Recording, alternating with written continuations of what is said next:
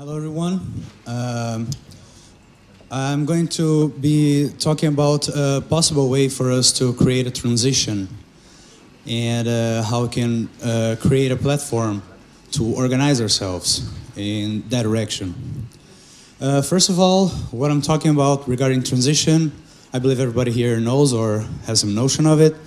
But just to be clear, I'm talking about moving from the isms, capitalism, socialism, Marxism, all the 9 yards, and creating something that is based on abundance. Those systems, for them to work, they need resources to be scarce. And the main question here is, can we do something actively to do that change? Instead of waiting other players, instead of waiting for things to happen so we can move forward. I first started by checking some of the initiatives that are around the globe, so maybe I could help them out or something like that. And eventually what I came about was either they were more focused on personal or local necessities, which is fine, or they lacked some strategy regarding creating things that can be recursively implemented, or talk broadly about how more people can engage. And pretty much was the main components there were the transition itself can be extremely difficult to do because all the components are extremely complex, and it's pretty hard for us to determine what pushes what inside this entire chain. And the other thing is, how can we own a possible transition? How can we actively go after all these components? So I just started asking very basic questions and trying to tackle the problem on its entirety. The first focus was behavior. We understand that behavior needs to change, the culture, the values. The second thing was people need to live better inside this transition. So we need to tackle also everything that was regarding about tangible benefits. Also, a key component was motivation, but not a motivation in the way that academics see it or discuss it, but how we as a society, as a civilization, understand motivation. And also to strategize those three components in an actionable way. So behavior, we found out that behavior needs to change first because technology doesn't drive behavior change on its own. So every time you give technology to someone, they must be educated about that, otherwise they're going to make things bad, or they're just going to perpetuate their behavior using that technology specifically. The motivation part was trying to reach as many people as possible, how we could implement something that could drive people to want a transition. And to strategize it so it can grow exponentially, so it have a life of its own, so it doesn't depend on an initiative like ours or anyone else. The vast majority of people with low to mid income want their reality to change. That's something that is almost common information there. Oops, what the hell did I do here? Okay, yeah, there's a red cross going back and forth here. I don't know how to raise that though. I don't want to screw things up. The higher income minority can be interested in informing themselves. This is something else that we've managed to find out. And people make time to the things that benefit themselves. So if you ask people to help someone else, yeah, some people love to do that, but it's a very tiny niche. But usually people make time to do things for themselves. Like if this improves my life, yeah, I can make time to do that. Oh, great. Another thing is the communication that we should derive from that was in a way that everybody could understand it, but never lose focus on technical aspects, so information can be sent across the board without any misconceptions. And of course, trying to do that as best as possible and trying to reach as much people as possible, as many people as possible. So eventually we came up with the IDETRA Initiative. And the first thing is about the reach. This should be a website, so you can reach as many people as possible. This is a platform that should look like anything that people use nowadays in social media and educational platform, free or paid. Should be quick to navigate and should inform people. For this, we created an entire area for educational purposes. And only after they go through all the 9 modules there, then they can access the blueprints part. And blueprints, you have solutions so you can implement yourself in your home. And by doing that, if everybody does this, we would be driving locally all the transitional aspects that we were discussing. And also trying to use social media as a place for people who are struggling with their own value change to just galvanize that and make sure that people have a place to go when things get tough.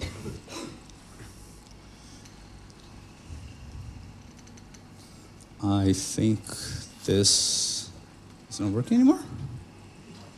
Oops, there you go. The educational platform consists basically on talking to people about psychology, biology, nonviolent communication, fallacies, critical thinking, scientific processes.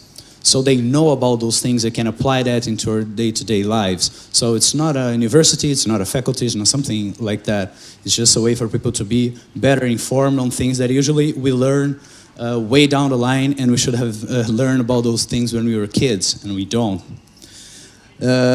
Whenever someone feels lost in one of the courses, I call it courses for lack of a better term here, we're going to have a third party outside of the platform links for basic information, and also if someone wants to drill down information regarding one specific topic, we are going to also have links there for advanced knowledge under that particular area.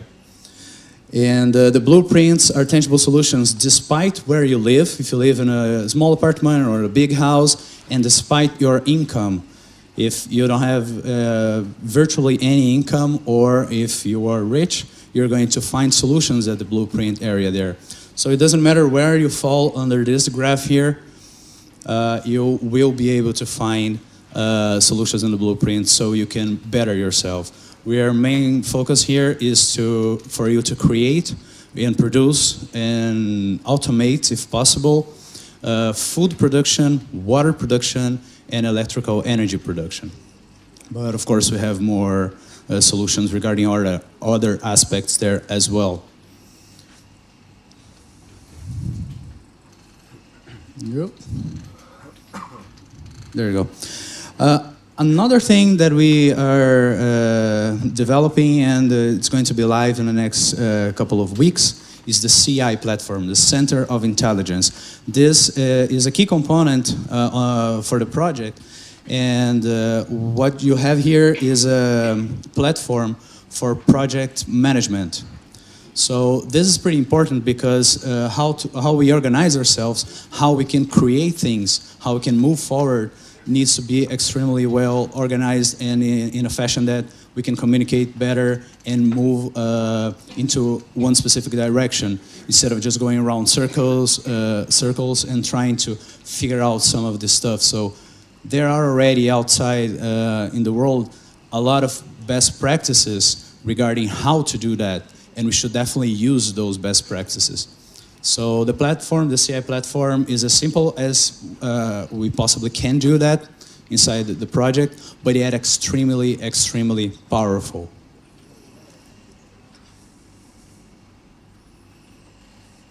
So usually people like to see tangible things. I've been talking about website, I've been talking about initiatives. So regarding that, we are creating a prototype or just implementing some of these stuff in a house in São Paulo, Brazil, where we can show people what we are doing regarding better improvement of life. They are not new stuff, but they are aligned with the aspect of trying to create things without money or recycled materials or as much as possible. So just wanted to show you a couple of things that we have developed throughout our research phase here, and we're still doing some of these stuff. The first thing is this electric bike. After 4 to 5 years, the battery dies because it's their lifespan. And we decided to just grab notebook batteries and try to recreate the battery. So it's pretty much grabbing these out of the trash, opening them up, and getting out these lithium batteries right here. And usually you get like 6 per pack, and roughly 4 of them are extremely well. They are in very good conditions. So you just have to create a little, I know it looks extremely complex, but it's not, just to test the batteries out, and then grab a whole bunch, and what we did was recreate the battery there. This bike is faster than it was, and this battery pack has been working for 2 years now.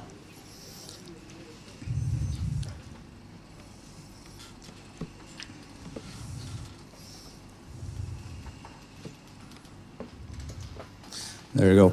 Another thing that we wanted to try out was automating the production of food. So what we did was figuring out how to use Arduino to control everything. It's a very cheap component that you can buy online and everywhere in the world, and use some of those components to just control the environment. And we wanted to do a very tiny prototype thing, and make sure that, there you go, make sure that everything worked in a small container. So we did PET bottles and Arduino with some water already, with some fertilizer there. And this is the first stage of the project. Then we managed to get everything working into one unit, and that's the final product, even with light. So you can control the light intake of the system. So it irrigates on a specific day and time when the humidity goes low, or when the earth is dry, it drops some water there, and all the 9 yards. Where do I point it? The grid solar panel is pretty much, that's the most expensive thing, because you can actually use LED light to generate electricity, but they have a very high, low yield of amperage. And so solar panels are still the way to go, although people are not throwing that away, like, because it's a new technology. I've seen a couple of cases where people are just switching solar panels, and you can find it in the trash, but still not very popular, not very common. And for a grid tie that you produce, you produce energy, and you send it to the place where it provides you energy by day, and by night you consume energy from them. So what happens there is you try to get a zero-sum game and not pay your bill. This is the internal panel, so you can see what you're producing. There is the panel for your the company, and those are the guys that helped me out installing, specifically because in Brazil, legally, you must have an engineer, electrical engineer, signing up the project, so I couldn't do that on my own. This is a biodigester, again, extremely simple, extremely cheap to generate, to create. And the byproduct there is just like, after you eat something, just throw it inside the biodigester, and it comes out methane, so you can cook, and fertilizer production, so you can produce more food. This is the arrangement in the backside. Looks a little bit complicated, but it has 2 filters and a gasometer. So you can store the gas there, and you have a compressor that's from an air conditioner that someone threw in the trash, but the compressor was working just fine. Also, vertical farming for small spaces. This was just a test run.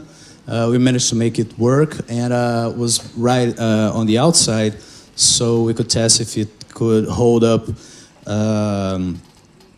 the rain and wind and stuff like that, and it did. So it was a very successful test run. Over here, you only have broomsticks and PET bottles. There's no nails, there's nothing metallic. You can do that structure-wise, everything only with broomsticks and PET bottles. And we start growing some stuff there for the test run, and the birds start eating the crop. So now we are creating a dome. We could have done that more squarely in a more standard fashion, but I thought it'd be interesting to have something more complex there. And we just created a Geodesic Dome, again using broomsticks and PET bottles alone.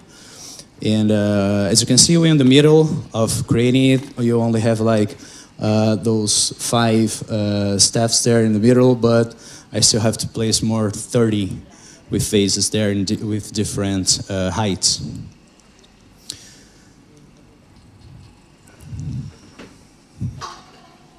Just want to know where I point this so it goes.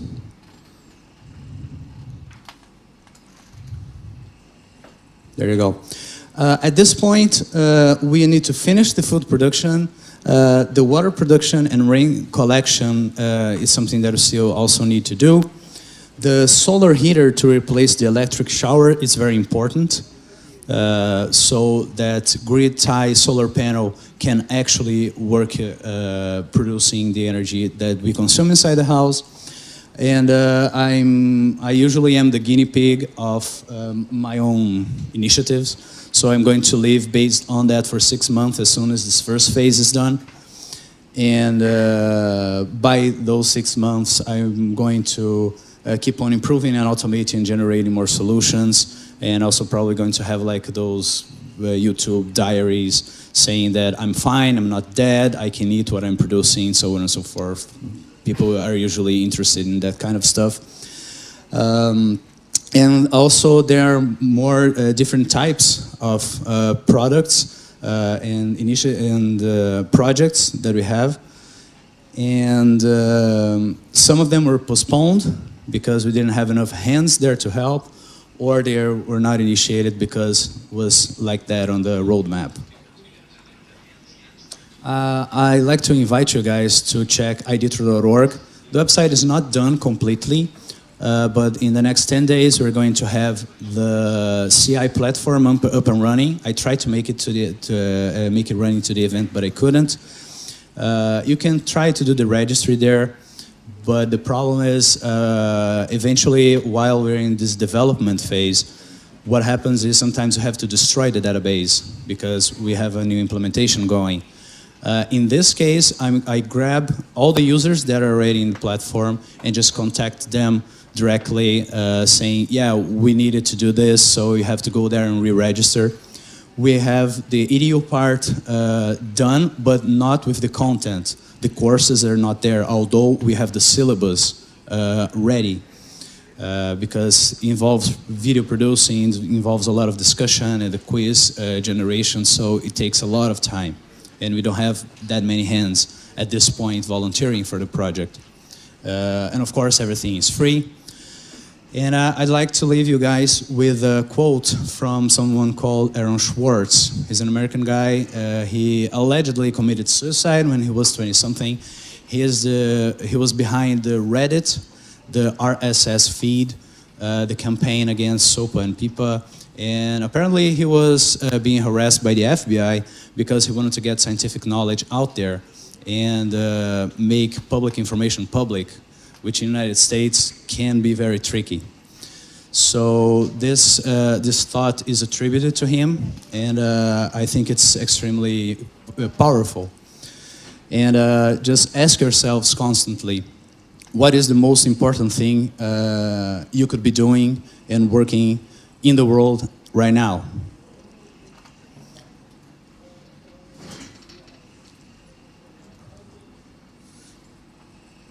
Come on, you can do it. And if you're not working on that, then why aren't you? So I'd like to thank you guys for listening to me. You can reach me directly on this email, idetra@idetra.org. And that's it. Thank you guys.